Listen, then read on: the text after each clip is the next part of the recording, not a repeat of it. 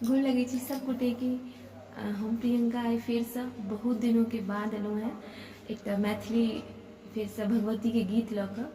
तऽ दुर्गा पूजा आबि रहल छै तऽ एकटा अलगे खुशी अलगे उत्साह हमरा सबमे भऽ जाइ छै कि हाँ भगवती आबि रहल छथि तऽ सब नीके हेतै। और जेना बेटी आबैवला रहै छै तऽ माँ बापके घरवला सबके बहुत खुशी रहै छै कि हाँ आयत। तनि जब मैया आबैवला छथिन तऽ हमरा सबमे बहुत ज़्यादा उत्साह खुशी भऽ रहल अछि।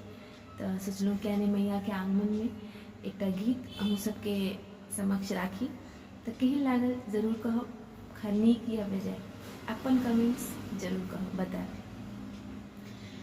हे मैया आबि रहल छथि हुनकर नुपुर रुन झुन बाजैना।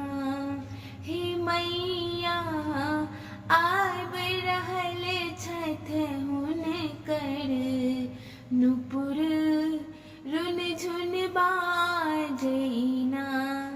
हे नुपुर रुन झुन बाजैना। हे नुपुर रुन झुन बाजैना।